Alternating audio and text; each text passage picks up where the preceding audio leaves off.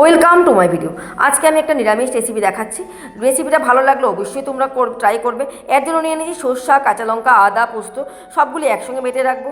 মটর ডালের বড়ি নিয়ে নিয়েছি কিছু, মটর ডালের বড়িগুলিকে আলাদা করে ভেজে রাখবো।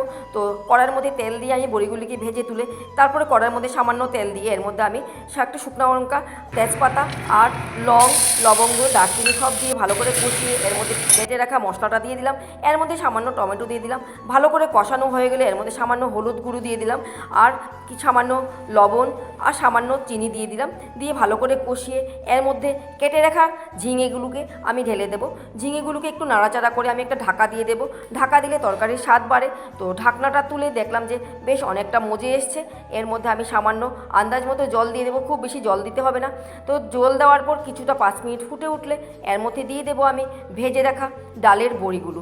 তো ভেজে রাখা ডালের বড়িগুলো দিয়ে আবার 5 মিনিট আমি কড়াইতে রেখে দেবো। তারপর আমি নামিয়ে নেব। এর মধ্যে সামান্য গরম মশলা ছিটিয়ে দেবো। খেতে বেশ ভালো লাগবে।